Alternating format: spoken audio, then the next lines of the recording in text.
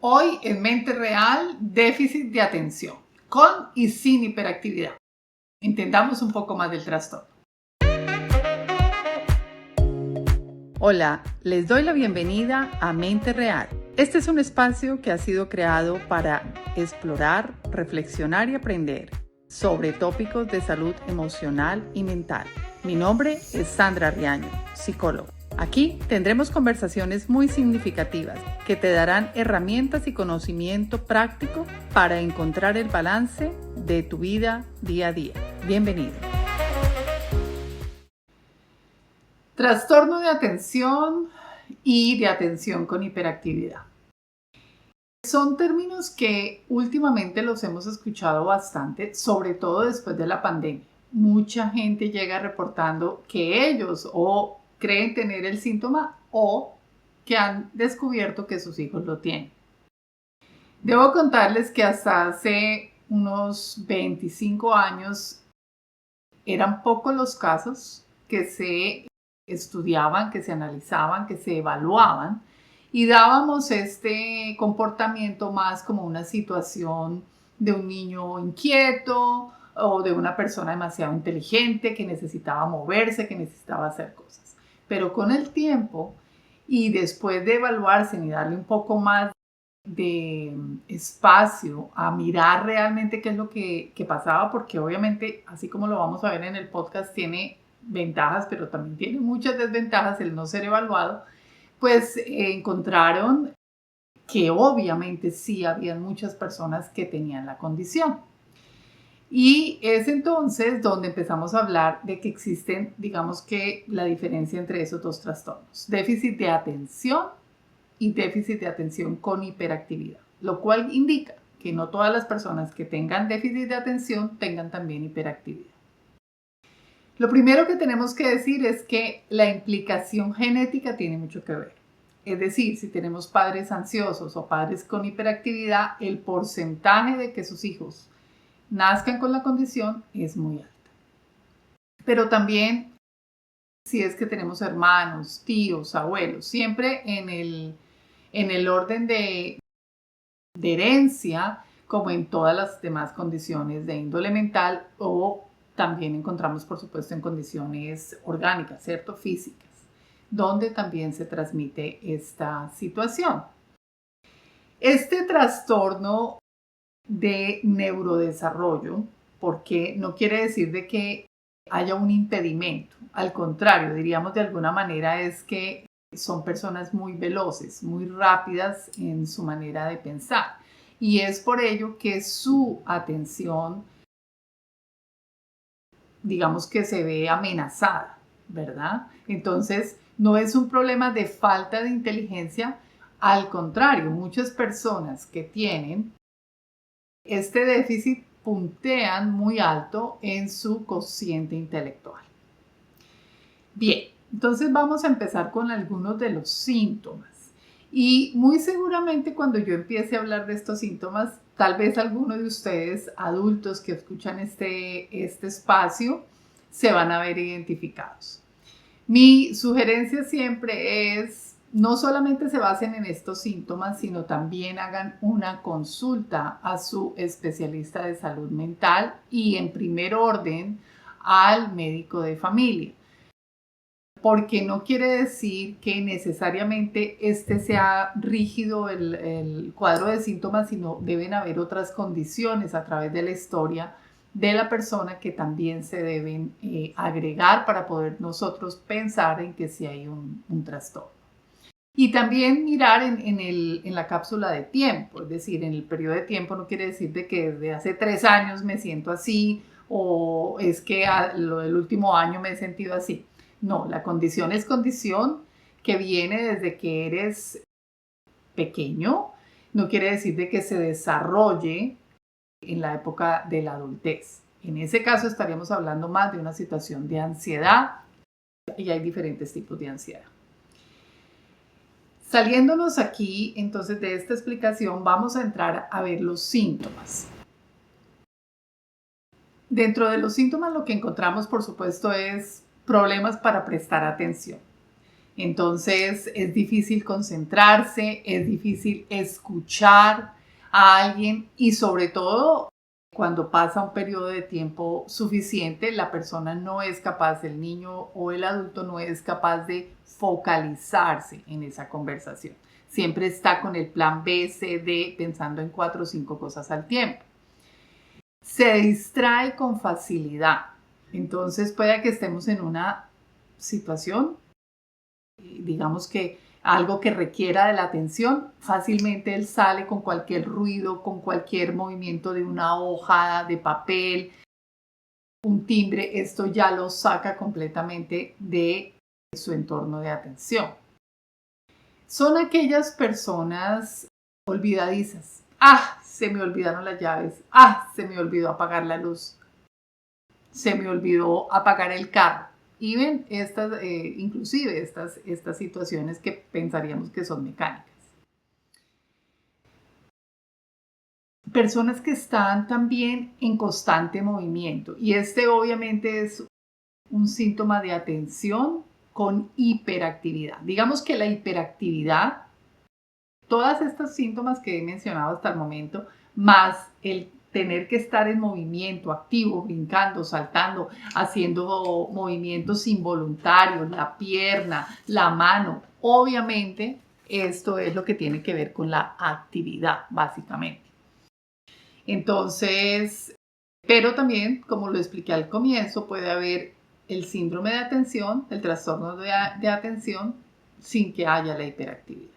No necesariamente van de la mano. También encontramos que son personas que usan mucha verborrea, ¿cierto? Hablan demasiado. Todo el tiempo están conversando, todo el tiempo tienen tema, interrumpen cuando hablan, ¿cierto? Son impulsivos, son personas que niños que difícilmente filtran su respuesta.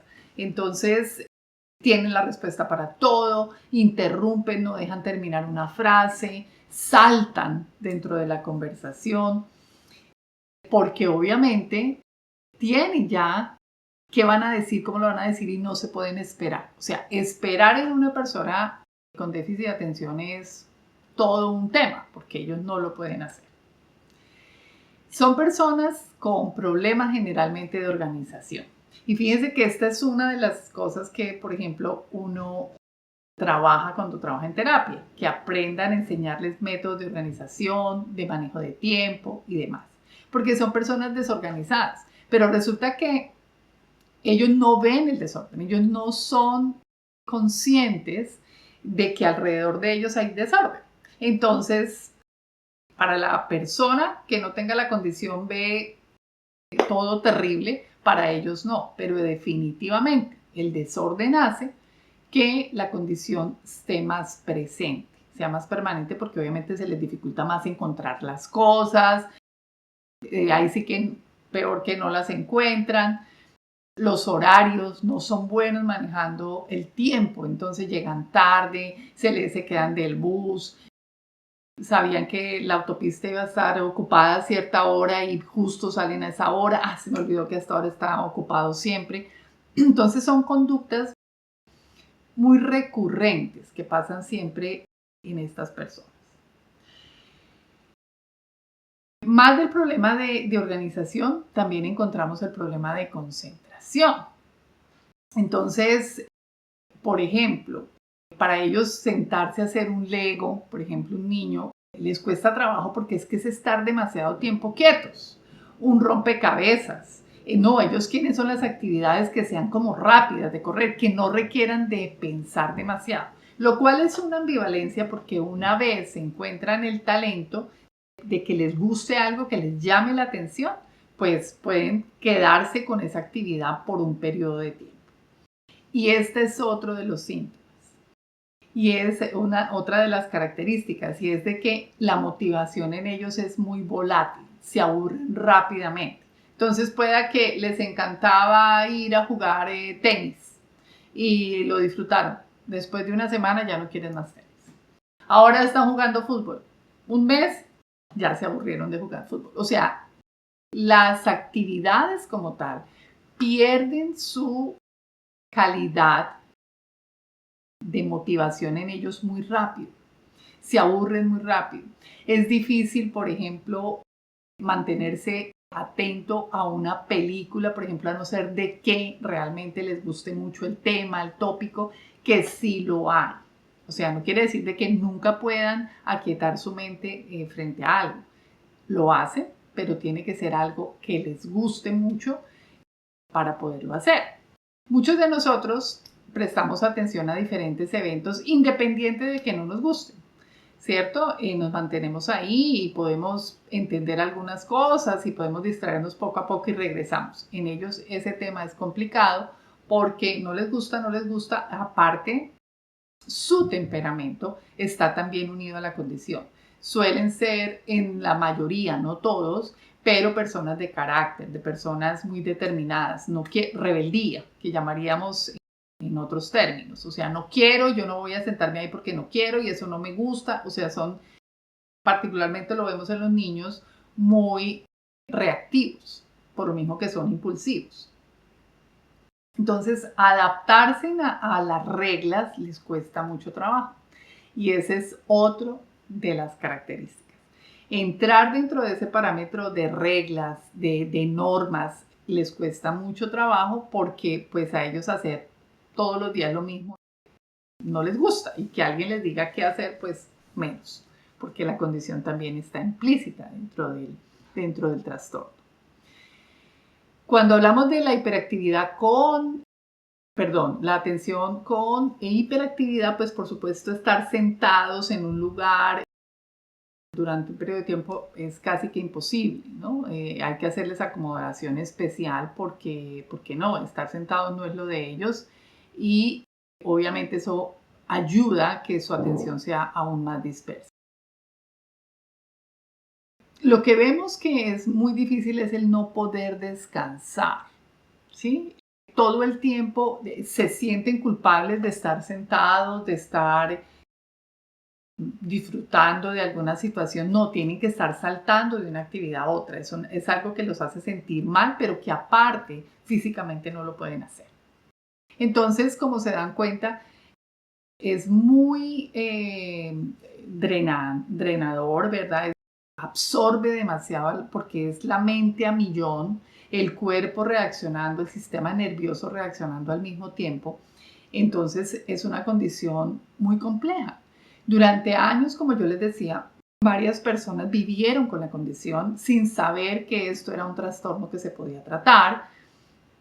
Entonces imagínense el sufrimiento que hay implícito, porque de cualquier manera a través de la humanidad lo que hemos visto es que tenemos que adaptarnos a una sociedad, que tenemos que adaptarnos a unas reglas y seguir como un promedio de lo que todos hacen, ¿verdad? Entonces eran los niños que expulsaban, que cambiaban del colegio, que los echaban, que de un trabajo se aburrían, pasan a otro, sin saber que había implícita una condición.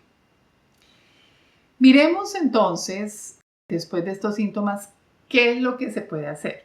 ¿Cuál es el tratamiento adecuado? Pues psicoterapia por un lado. ¿Qué es lo que hacemos en psicoterapia? Empezar a hacer ajuste, de entrar dentro de ese medio ambiente para que hacerles un ajuste para que ellos aprendan a ser organizados, manejen el tiempo, empiecen a reconocer cuando vienen estas situaciones de aburrimiento, de estrés, porque sí hay anticipatorias.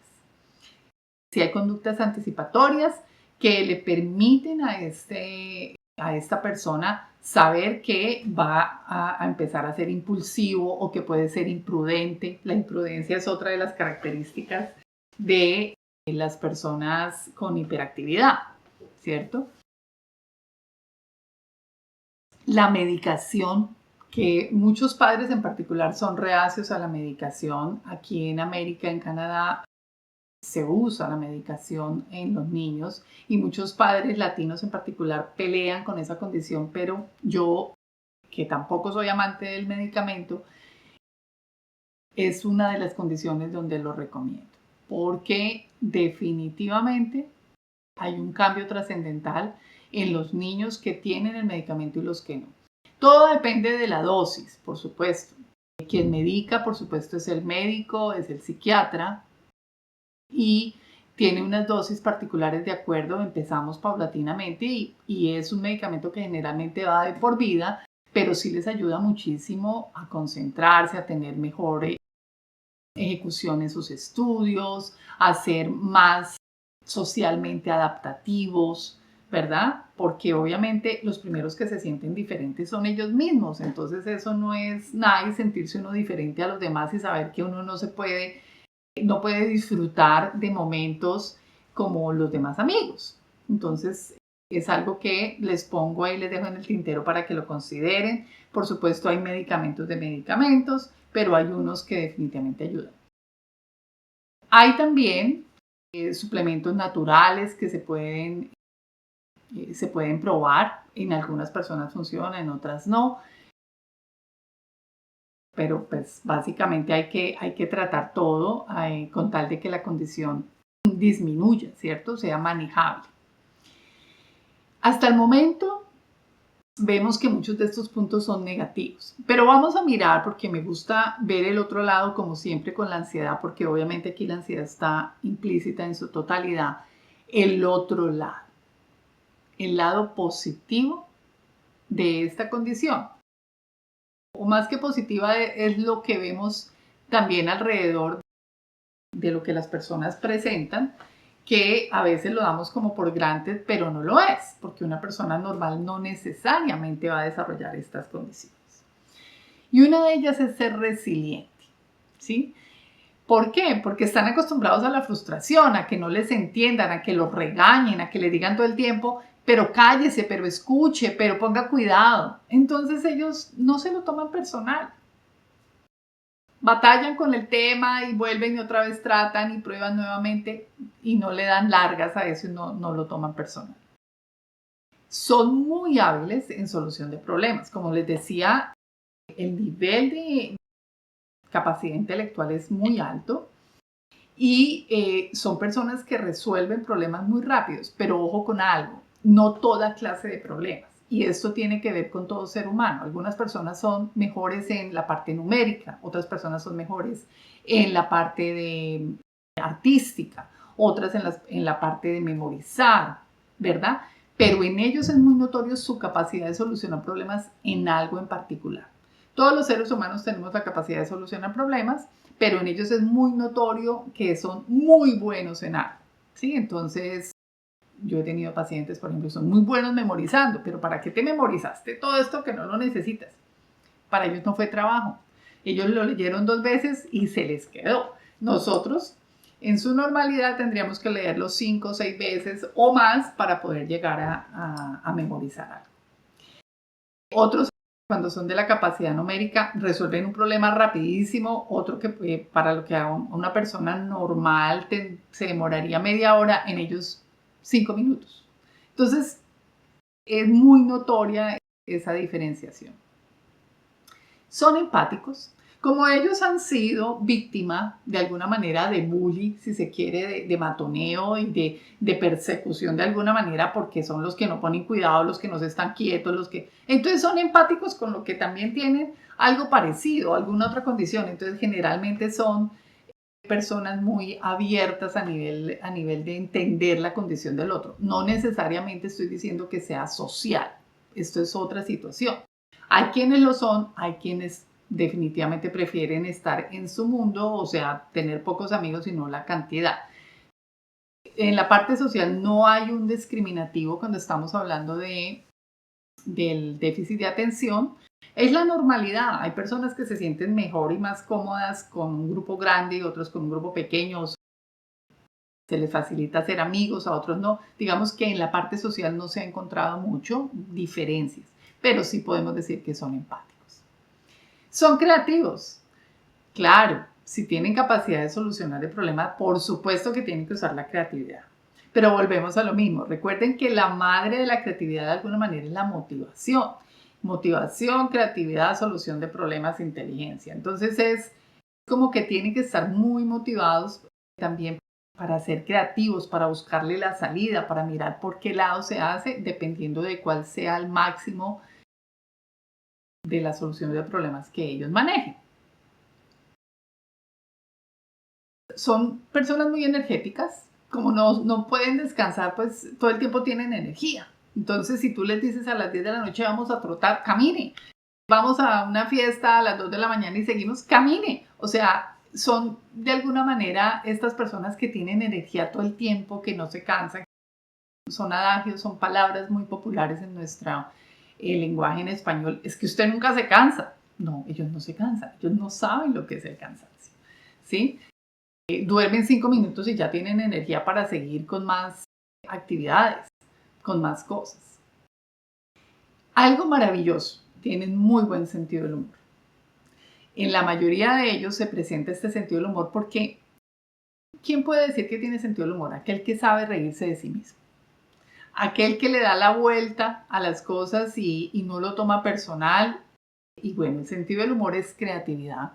El sentido del humor es solucionar problemas también. Y el sentido del humor es una habilidad de conexión a nivel social.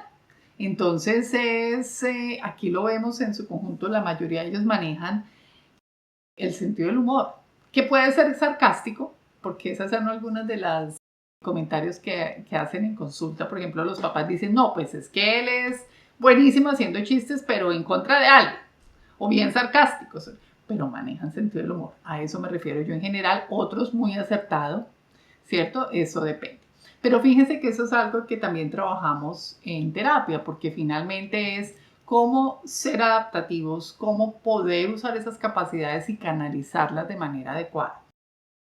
Suena sencillo porque para los que no tienen la condición, pues obvio que tienen que manejarlo, pues si es que en su casa tuvieron que haberle enseñado, pues no, porque se ha visto cómo niños que crecen con hermanos que no tienen la condición, los otros son completamente adaptativos y el que tiene el trastorno de déficit no lo es. Y no quiere decir que haya recibido una educación diferente, sencillamente que le es difícil acoplarse a esas reglas y a esa estructura. Total, si ves que tú o alguien que tú conoces o tus hijos tienen algunos de los síntomas, los invito a consultar. Hay checklists, hay unos listaditos que le permiten a uno como hacer un filtro y luego de eso, por supuesto, lo indicado es hacer el examen apropiado con el profesional en que tú confíes. Pero es importante tratar una condición. Lo que siempre menciono, y es de que si podemos vivir tranquilos y mejor, ¿por qué tenemos que someternos a sufrir? Sencillamente porque no consultamos. Ha sido un gusto compartir con ustedes hoy aquí en Mente Real, en esta segunda etapa de Mente Real. Recuerden que nos pueden encontrar en todas las plataformas. Comparte esta información si sientes que puede ser importante para alguien que tú conoces. Hasta un próximo capítulo. Recuerda que puedes seguirme a través de las redes sociales en Sandra Riano, o a través de mi website con el mismo nombre. Si tienes preguntas o inquietudes, más que bienvenidas. Por lo pronto, nos vemos y nos escuchamos en un nuevo episodio de Mente Real muy pronto.